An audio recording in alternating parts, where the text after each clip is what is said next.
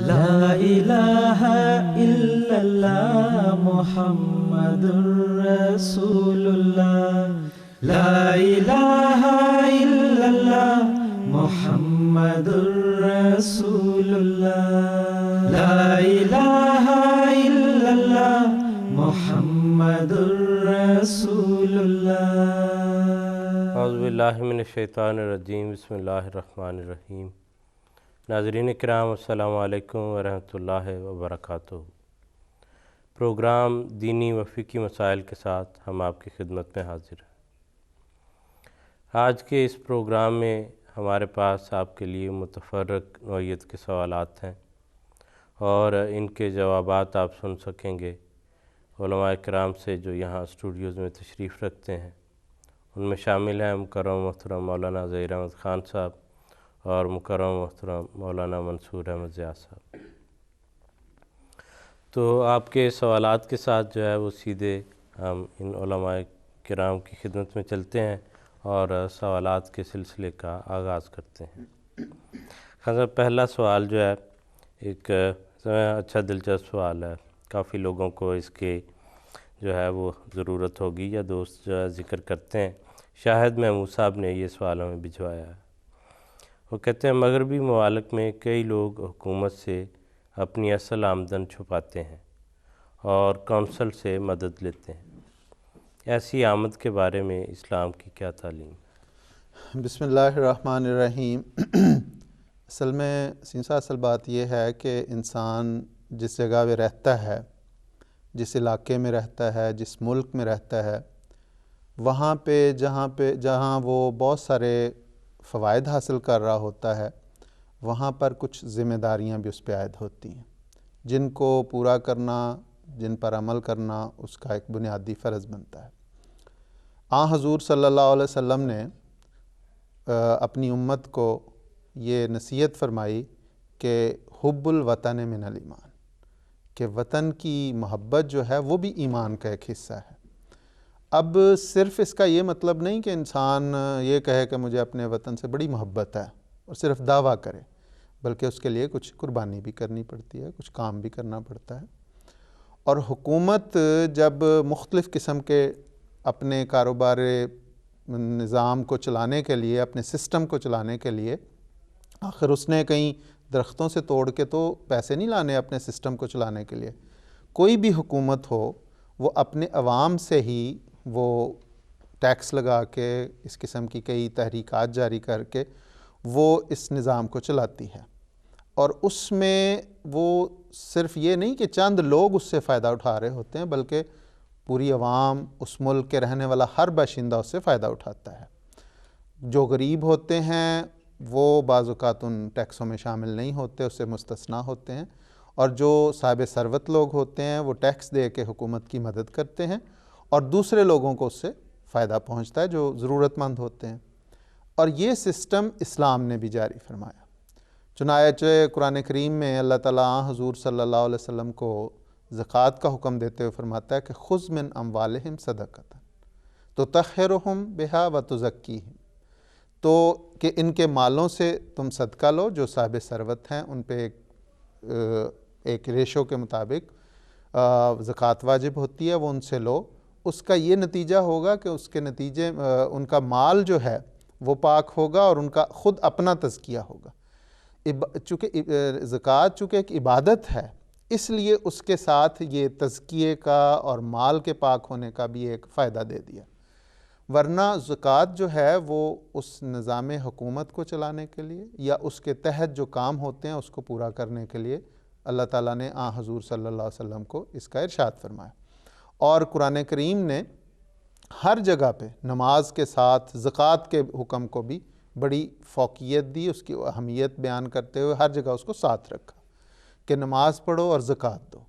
تو یہ بہت بنیادی چیز ہے جو اسلام میں بھی ہے۔ اسی طرح دوسرے ممالک جہاں انسان رہتا ہے وہاں پہ مختلف ممالک ٹیکس لگاتے ہیں، حکومتیں ٹیکس لگاتی ہیں اس کو چلانے کے لیے۔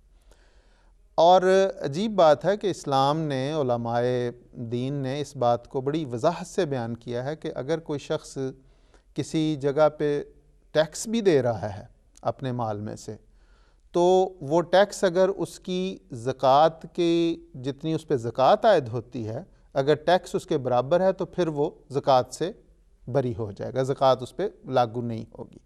لیکن اگر اس کا ٹیکس کم ہے اور زکوٰۃ اس کی زیادہ بنتی ہے تو جتنی باقی زکوٰۃ رہتی ہے وہ زکوٰۃ دے دے۔ تو گویا جو کسی ایسے ملک میں جو اسلامی نہیں ہے وہاں پہ وہ اپنی آمد پہ ٹیکس دے رہا ہے تو وہ اس لحاظ سے زکوٰۃ سے اس کو رخصت مل جاتی ہے۔ لیکن یہاں پہ یہ بھی باریک فرق بیان کر دوں کہ ٹیکس عموماً آمد پہ ہوتے ہیں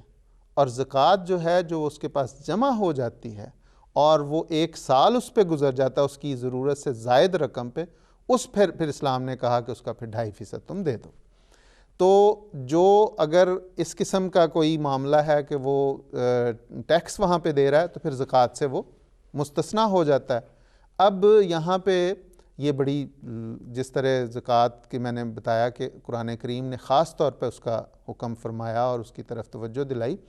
حضرت مسلم اور رضی اللہ تعالیٰ عنہ نے اس کی بہت زیادہ اہمیت بیان کرتے ہوئے ایک جگہ فرمایا جس میں حضور نے زکوٰۃ اور ٹیکس کو ملایا ہے۔ حضور نے فرمایا کہ اگر کوئی شخص زکوٰۃ نہیں دیتا تو وہ یقیناً چور ہے، یعنی وہ اللہ تعالیٰ کا چونکہ حق مار رہا ہے تو وہ ایک لحاظ سے چوری کا مرتکب ہو رہا ہے۔ خواہ وہ یہ کہے کہ میں نے رات اور دن محنت کر کے روپیہ کمایا ہے، اگر وہ بغیر اس ٹیکس کو ادا کرنے کے، یعنی زکوٰۃ کو حضور ٹیکس کہہ رہے ہیں، اپنے گھر میں روپیہ اپنے گھر لے جاتا ہے تو اسلام اسے قطعاً مومن کہنے کو تیار نہیں۔ تو جیسے اصل بات یہ ہے کہ یہ اتنی ضروری چیزیں ہیں کہ جہاں جس سے میں نے بات کا آغاز کیا تھا کہ جب انسان کسی علاقے یا کسی ملک میں رہتا ہے تو جب وہاں وہ فائدے اٹھاتا ہے تو پھر وہاں پہ اس پر عائد ہونے والی ذمہ داریوں کو ادا کرنا بھی اس کا بنیادی فرض بن جاتا ہے۔ انسان کسی بھی کلب کو جوائن کرے، کسی کھیل کا کلب ہو یا کوئی اور، تو وہاں پہ جب وہ کھیلتا ہے وہاں اس کلب کی سہولتوں سے فائدہ اٹھاتا ہے تو وہاں پہ ایک جو فیس وغیرہ ہے وہ اگر وہ ادا نہیں کرتا تو وہ اس کی کلب کی ممبرشپ منسوخ ہو جاتی ہے۔ تو اس لیے اگر یہاں پہ رہنے والے، یورپ میں رہنے والے یا ایسے ممالک میں رہنے والے جہاں پہ اللہ تعالیٰ کے فضل سے بہت ساری سہولتیں ہیں، ان سہولتوں کو اس حکومت نے ہر انسان کے لیے میسر کیا ہوا ہے، کسی نہ کسی طریقے سے ہر انسان اس سے فائدہ اٹھا رہا ہے۔ مثال کے طور پہ یہاں پہ اگر ہم کمپیئر کریں اپنے ایشین ممالک، خاص طور پہ پاکستان جہاں سے ہم آئے ہیں، وہاں پہ عام علاقوں میں سڑکوں وغیرہ کی جو سہولتیں ہیں یا بجلی پانی کی جو سہولتیں ہیں وہ اس علاقے میں یہاں جہاں پہ ہم رہ رہے ہیں اگر اس کے ساتھ ہم کمپیئر کریں تو زمین آسمان کا فرق نظر آتا ہے۔ ایک اتنی بنیادی ضرورت جو انسان کی پانی اور بجلی ہے یا راستے ہیں، وہ اتنے ہموار، صاف ستھرے، ہر طرح سے اس کی سہولت ہے جس سے وہ ٹیکس دینے والا شخص بھی فائدہ اٹھا رہا ہے اور وہ لوگ بھی جو ٹیکس نہیں دے رہے، جو اس کیٹیگری میں نہیں آتے۔ اس کے علاوہ وہ لوگ جو غریب ہیں ان کی امداد کے لیے یہ ٹیکس کی رقم استعمال ہوتی ہے۔ تو اس لیے یہ چیزیں کہنا کہ انسان اپنی اگر آمدنی چھپاتا ہے، اپنی آمد چھپا کے اس ٹیکس سے بچنا چاہتا ہے تو یہ درست نہیں ہے۔ ہمارے موجودہ امام حضرت امیر المومنین ایدہ اللہ تعالیٰ بنصر العزیز نے بعض اوقات اور خاص طور پہ خطبہ جمعہ مجھے یاد ہے جس میں حضور نے خاص طور پر اس طرف توجہ دلائی تھی کہ جو شخص اپنی آمد کو چھپاتا ہے وہ دراصل جھوٹ بول رہا ہوتا ہے، اور یہ غلط بیانی کر کے اپنی آمد کو چھپانا درست نہیں ہے۔ اس لیے یہ اگر کوئی ایسا کرتا ہے تو یہ ایک لحاظ سے اسلام اس کی اجازت نہیں دیتا، نہ وہ ملک اس کی اجازت دیتا ہے۔ اگر کوئی ملک والے کو، اگر کسی حکومت کو پتہ چلے کہ یہ شخص ٹیکس چوری کرتا ہے یا ٹیکس نہیں ادا کرتا تو وہ یہ ایسا جرم بنتا ہے جسے کہتے ہیں فوجداری جرم، اوفینس ہے یہ، جس کے خلاف کارروائی ہوتی ہے اور فراڈ کا کیس اس کے خلاف چلتا ہے۔ اور جہاں تک اسلامی تعلیم کا تعلق ہے تو اسلام نے بھی اس چیز کی اجازت نہیں دی کہ کوئی اپنی غلط بیانی کر کے اپنی آمد کو چھپائے اور پھر وہ صرف دنیاوی فائدوں کی خاطر اس سے وہ ایک لحاظ سے مفاد حاصل کرے کہ ٹیکس کو چھپا کے اپنی آمدنی کو بچائے اور حکومت کا جو حق ہے وہ ادا نہ کرے۔ ٹھیک ہے خان صاحب، جزاک اللہ، بہت شکریہ کہ جیسے آپ نے ذکر فرمایا، اور پھر اس کا نتیجہ جو ہے وہ معاشرے کے سب افراد پر اس کا اثر پڑتا ہے جی بالکل، کہ جن ممالک میں ہم دیکھتے ہیں کہ لوگ اس طرح سے وہ ٹیکس وغیرہ نہیں ادا کرتے، تو پھر رفتہ رفتہ وہاں پر اموال جو ہے میسر نہیں ہوتے حکومت کو، وہ سہولتیں میسر نہیں آ سکتی۔ تو اس لیے انسان اپنے ایک وقتی مفاد کی خاطر ایک قومی جو فائدہ ہے اس کو نقصان پہنچانے والا ہوتا ہے۔ اس لحاظ سے بھی یہ بات نامناسب ہے کہ قوم کے اموال کو اس طرح سے نقصان پہنچایا جائے۔ بالکل درست ہے۔ منصور صاحب، اگلا سوال آپ کی خدمت میں ہے۔ اس سوال کا تعلق جو ہے وہ انسان کی نیکی اور بدی یا مستقبل میں اس کے جو کام ہیں ان سے ہے۔ سوال پوچھنے والے دوست نے یہ پوچھا ہے، کہتے ہیں کہ خدا تعالیٰ عالم الغیب ہے، وہ مستقبل کی باتوں کو بھی جانتا ہے، لہٰذا ہر بدی کرنے والے کو بھی جانتا ہے، تو پھر کیوں وہ اس شخص کو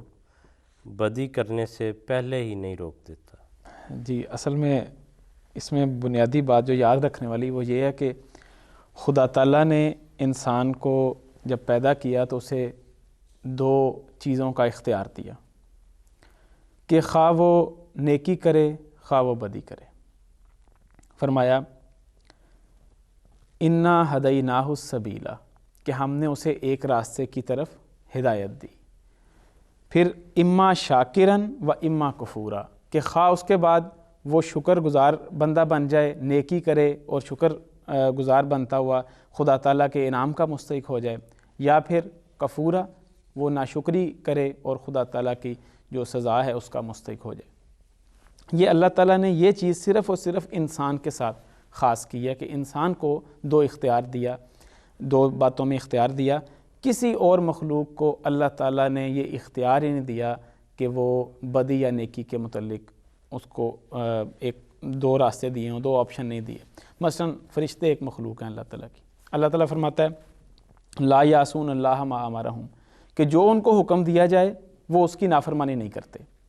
وَيَفْعَلُونَ مَا يُؤْمَرُونَ، اور جو ان کو کہا جائے وہ وہی کرتے ہیں۔ تو اس لیے فرشتوں کو نہ تو عذاب ملتا ہے، نہ ان کو ثواب ملتا ہے، نہ ان کو کسی قسم کی کوئی سزا ملتی ہے۔ تو اس وجہ سے، کیونکہ اس کی وجہ یہ ہے کہ ان کے پاس اختیار نہیں ہے۔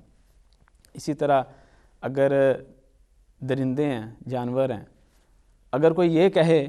کہ درندے بڑے ظالم ہیں، بڑے گناہ گار ہیں جی، کیونکہ وہ جانوروں کو چیر پھاڑ کے کھا جاتے ہیں، تو ان کو کیا ظالم کہنا درست ہوگا یا ان کو گناہ گار کہنا درست ہوگا؟ نہیں ہوگا۔ کیوں؟ کیونکہ ان کے پاس اختیار نہیں ہے۔ یا بکری کو یہ کہہ دینا کہ بکری بڑی مظلوم ہے، بڑی عاجزی اور انکساری والی ہے، تو وہ بہرحال ایک ایسی چیز ہے جس کو کیونکہ اس کے پاس اختیار نہیں ہے۔ تو انسان کو اختیار دیا، انسان نے جو فعل کرنا ہے وہ کانشیسلی کرنا ہے، اور اس نے خدا تعالیٰ کے ارشاد کے مطابق اس کو دونوں اختیارات دیے گئے ہیں۔ تو اس وجہ سے انسان کو مکلف ٹھہرایا گیا، کسی اور مخلوق کو مکلف نہیں ٹھہرایا گیا۔ تو ایک وجہ تو یہ ہے کہ اللہ تعالیٰ انسان کو زبردستی بدی کرنے سے روکتا نہیں ہے۔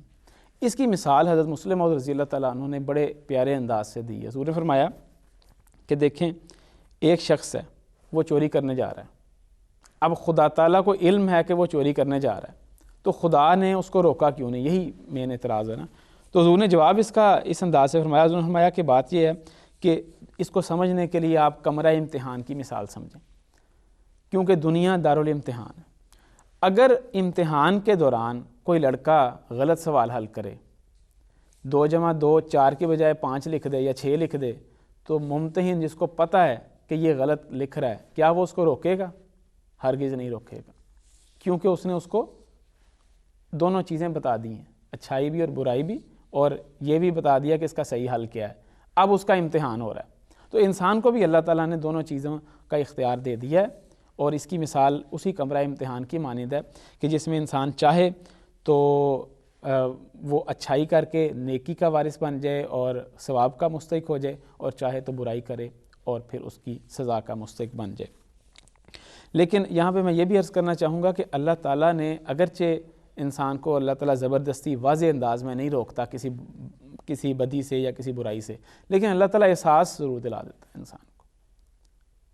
مختلف طریق خدا تعالیٰ نے رکھے ہیں، اپنے قانون قدرت کے اندر ہی رکھے ہوئے ہیں کہ جب انسان بدی کرنے لگتا ہے اس کو احساس ہو جاتا ہے۔ مثلا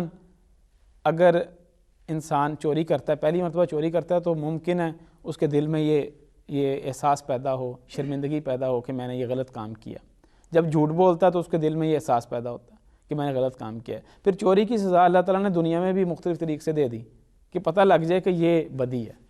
اور اس سے میں نے بچنا ہے۔ تو خدا تعالیٰ اپنی تقدیر کو جاری کر کے انسان کو احساس دلا دیتا ہے۔ آگے اگر انسان اس احساس سے فائدہ نہیں اٹھاتا تو یہ اس کی ذمہ داری، اس لیے فرمایا بل الانسان علی نفسہ بصیرہ، کہ انسان اپنے نفس کے متعلق خوب بصیرت رکھنے والا ہے۔ ولو القی معاذیرا، خواہ وہ جتنے مرضی عذر پیش کرے، جتنی مرضی وہ باتیں پیش کرے کہ نہیں اس کی وجہ، اس کے پیچھے یہ وجہ ہے، اس کے پیچھے یہ وجہ ہے، تو اس کے عذر قابل قبول ہرگز نہیں ہوں گے، کیونکہ خدا تعالیٰ نے ایک قانون قدرت کے ذریعے اس کو احساس دلا دیا کہ تمہاری یہ غلطی ہے۔ تو اس وجہ سے انسان کے دل میں فطرت اس کی سلیم ہو تو وہ چیزیں کھٹکتی ہیں، جی بالکل، وہ اس کو اندر سے اس کا ضمیر جو بتا رہا ہوتا ہے کہ یہ چیز درست نہیں ہے۔ جیسے حدیث میں یہ ذکر ہے کہ دا ما یریبک الی ما لا یریبک،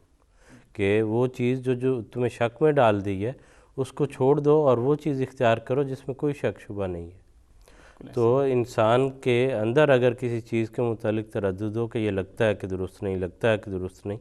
تو اس سے بچنا جو ہے وہ بہتر ہے۔ اور جو یہ معاملہ ہے یہ ہر جگہ اسی طرح ہے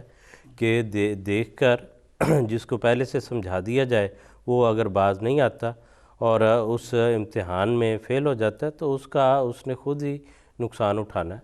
کیونکہ عربی کا ایک محاورہ ہے عند الامتحان یکرم المرء و یہان، کہ امتحان کے وقت جو ہے انسان کی یا وہ عزت قائم ہوتی ہے یا اس کو وہ ذلت کا سامنا کرنا پڑتا ہے۔ تو یہ جو دنیا ہے دارالامتحان ہے، یہاں جو کچھ انسان کر کے جائے گا اس کے مطابق اللہ تعالیٰ نے جو دارالجزا ہے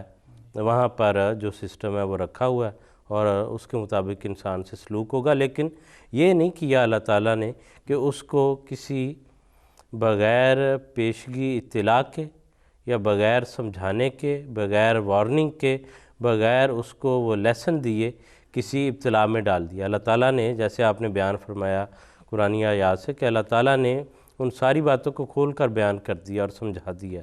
تو اب تو یہ ہر انسان کے اپنے اوپر جو ہے وہ ذمہ داری ہے، جو عاقل بالغ سمجھدار انسان ہے اس پر یہ ذمہ داری ڈالی جاتی ہے کہ وہ اس میں جو آپ نے ابھی ذکر کیا اس سے ملتی جلتی دوسری حدیث میرے ذہن میں آ رہی، الاسم ما حاک فی صدرے کا، کہ گناہ وہ ہے جو تیرے دل میں تیرے سینے میں کھٹکے، ولو افتاک المفتون، خواہ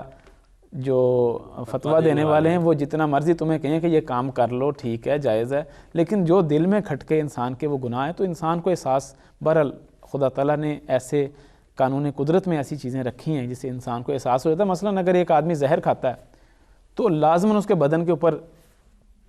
اثر ظاہر ہوگا، اس کے اثرات ظاہر ہوں گے۔ اگر آگ میں ہاتھ ڈالے گا تو آگ کا جو قانون قدرت اللہ تعالیٰ نے بنایا کہ آگ ہاتھ کو جلاتی ہے تو لازماً اس کا اثر ہوگا، تو وہ ہاتھ پیچھے کر لے گا۔ اسی طرح کوئی شخص گناہ کرتا ہے، کوئی بدی کرتا ہے، تو جب وہ بدی کرے گا تو لازماً اس کو احساس ہوگا کہ میں نے کہ یہ بدی ہے۔ اب اگر وہ اس بدی سے باوجود اس کے کہ اس کو احساس ہو چکا ہے اور وہ نہیں رکتا تو اس پر پھر اس کو سزا ملے گی، اور وہ جو ہے اس کو سزا ملے گی۔ اور بعض لوگ جو ہیں عجیب و غریب ان کے حال ہوتے ہیں۔ وہ چیز جو ہے وہ چھوٹی سی مزاحیہ سے شیئر کر لیتا ہوں کہ ایک ویڈیو کلپ دیکھا گیا جس میں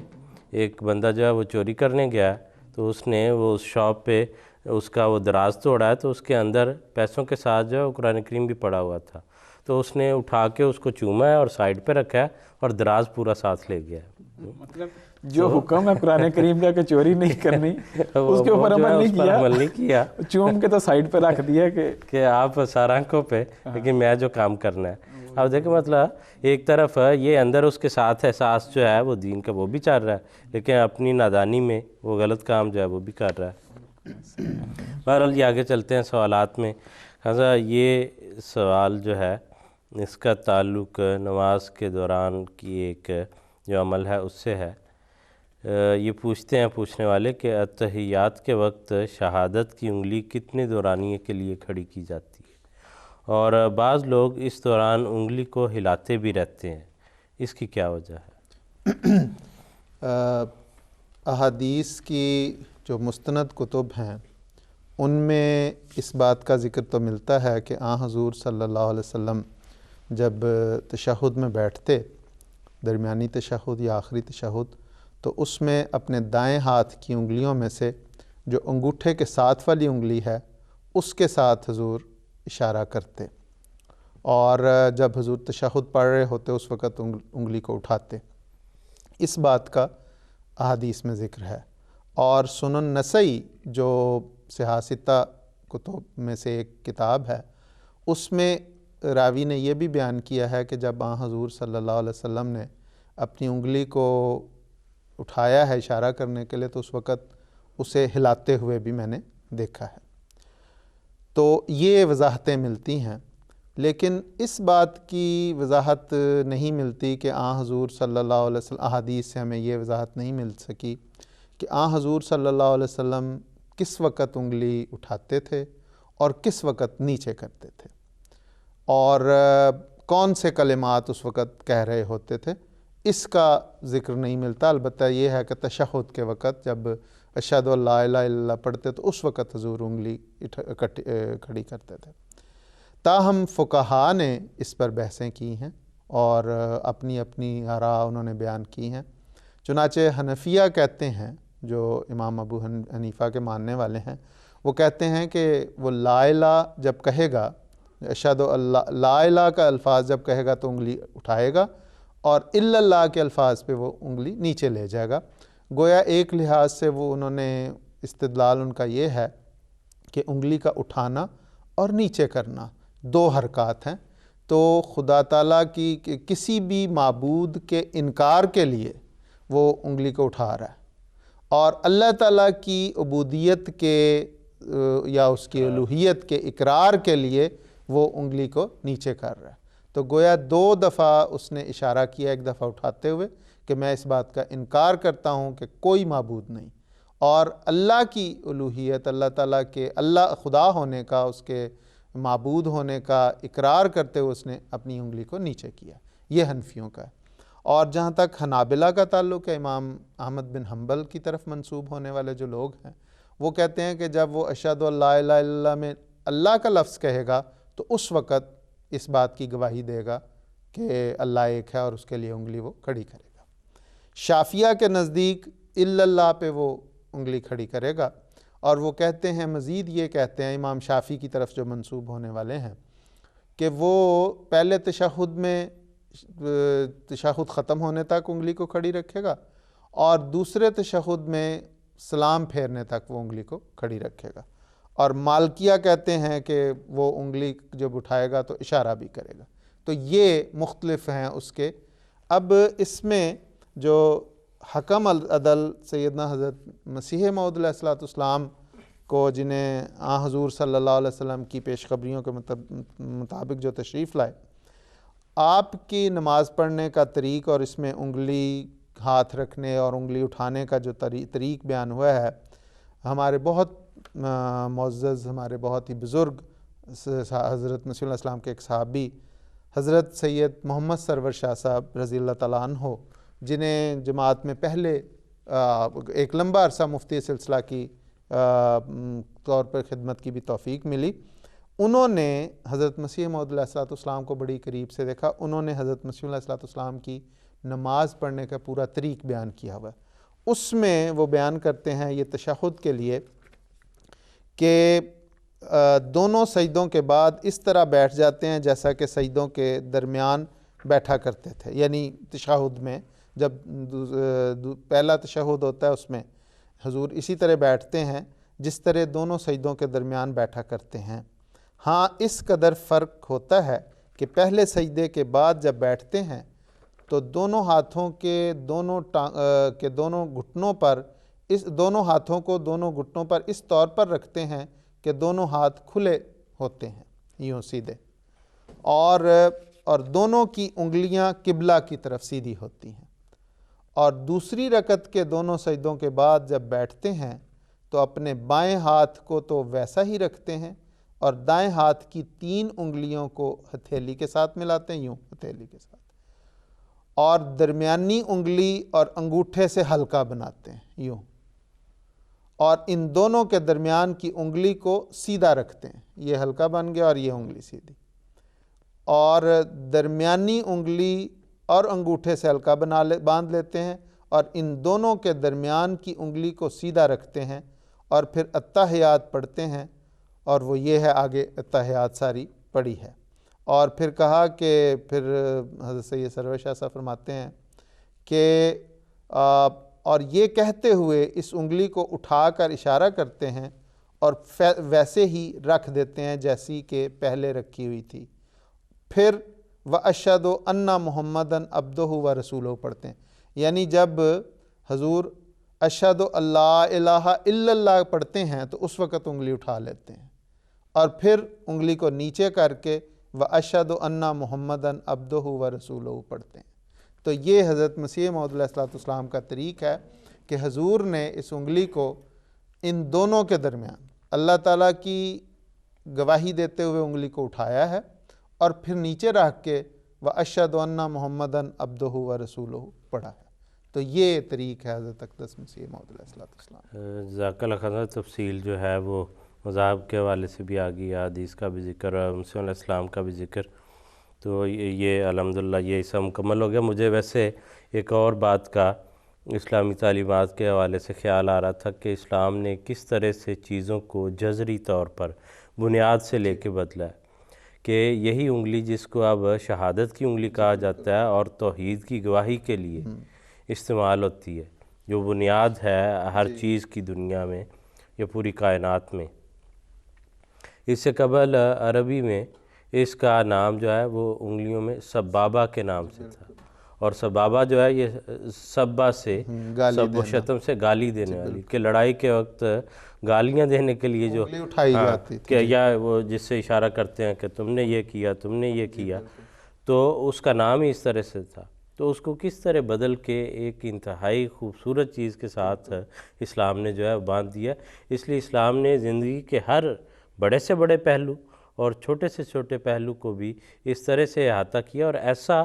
ایک کلچرل تبدیلی بھی انسان کے اندر کی ہے کہ وہاں پر برائی کے وجود کو جو ہے وہاں سے خیالات میں سے بھی جو ہے وہ نکال دیا۔ تو اس لیے ضرورت صرف یہ ہے، بعض لوگ جو ہیں وہ یا بعض لوگ مغرب کی اس تعلیم سے متاثر ہو کے یا جو پروپیگنڈا کیا جاتا ہے اس سے متاثر ہو کے یہ سمجھتے ہیں کہ اسلام کوئی نعوذ باللہ دقیانوسی مذہب ہے یا کوئی شدت پسند ہے یا اس کے کوئی ایسے ماڈرن یا بڑے ڈیپ خیالات نہیں ہیں۔ حالات صرف ضرورت ہے کہ انسان ان پر غور کرے اور سمجھے تو اس کو پتہ چل جاتا ہے اور چل جانا چاہیے کہ اسلام نے کیسا خوبصورت نظام جو ہے اب یہی جو آپ نے مثال دی، اس کو اگر دیکھا جائے تو جو بری چیزیں ہیں ان سے نکالا اور اس انگلی کو اس کام کے لیے استعمال کیا جو خدا تعالیٰ کی شہادت اور حضور صلی اللہ علیہ وسلم کی رسالت کے اقرار کے لیے اٹھائی گئی ہے۔ تو یہ ایک بڑی کہاں سے لے کے اس کو کہاں تک جو ہے انتہائی خوبصورتی اور بلندی کے مقام تک جو ہے وہ پہنچا دی ہے۔ اس میں غالباً جو حکمت ہے وہ بھی یہ معلوم ہوتی کہ نماز میں جو ظاہری حرکات ہیں ان کا دل کے اوپر ایک اثر ہوتا ہے، تو اس وجہ سے اس نماز میں انگلی اٹھانے کا بھی ارشاد ملتا ہے کہ حضرت صلی اللہ علیہ وسلم انگلی اٹھایا کرتے تھے۔ گویا جہاں پہ دل گواہی دے رہا ہے کہ خدا تعالیٰ ایک ہے، وہاں پہ ظاہری طور پہ ایک اشارہ بھی مقرر کر دیا کہ انگلی کے ذریعے سے بھی ایک اشارہ ہو کہ خدا تعالیٰ ایک ہے، خدا کی وحدانیت دل سے نکل کے انسان کے جسمانی اعضاء کے ذریعے سے بھی اس کا اظہار ہو۔ تو یہ بھی ایک دل کے جذبات کا جو ہے انسانی جوارے جو ہیں اس کے اعضاء جو ہیں اس کی باڈی لینگویج جو ہے اس پر اثر ہوتا ہے ہر کام کا، تو یہ بھی اظہار اس طرح سے جو ہے مقرر فرما دیا ہے۔ یہ جو انہوں نے بات کی، حضرت خلیفۃ مسیح رابع رحمہ اللہ نے ایک مجلس سوال و جواب میں ایک بچے نے سوال کیا کہ یہ جو انگلی اٹھاتے ہیں کیوں اٹھاتے ہیں، تو حضور نے اس کی زبان میں بڑا خوبصورت اسے جواب دیا کہ یہ انگلی اس لیے اٹھاتے ہیں کیونکہ ہم جب کہتے ہیں کہ ایک ہے تو ایک خدا کو ایک بیان کرنے کے لیے ہم اٹھاتے ہیں۔ اور پھر حضور نے اس بچے سے پوچھا کہ تم کتنے بہن بھائی ہو، تمہارے کتنے بھائی ہیں، تو اس نے کہا ایک۔ تو حضور نے میں دیکھا تم نے یہ انگلی اٹھائی ایک بتانے کے لیے، وہ بیان کے لیے بیان کے لیے تم نے انگلی اٹھائی ہے۔ تو اسی لیے ہم خدا تعالیٰ کو جب ایک ہونے کا اقرار کرتے ہیں تو اس وقت یہ انگلی اٹھاتے ہیں۔ جزاکم اللہ جی، بہت شکریہ، دونوں بزرگان کا شکریہ ادا کرتے ہیں۔ اسی طرح ہمارے ویورز جو ہیں جو ریگولرلی پروگرام دیکھتے ہیں اور اپنے سوالات بھجواتے ہیں۔ آج کا ہمارا یہ پروگرام اپنے اختتام کو پہنچتا ہے۔ اگلے ہفتے انشاءاللہ مزید سوالات کے ساتھ آپ کی خدمت میں حاضر ہوں گے۔ اجازت دیجیے، السلام علیکم ورحمۃ اللہ وبرکاتہ۔ لا الہ الا اللہ محمد رسول اللہ، لا الہ الا اللہ محمد رسول اللہ۔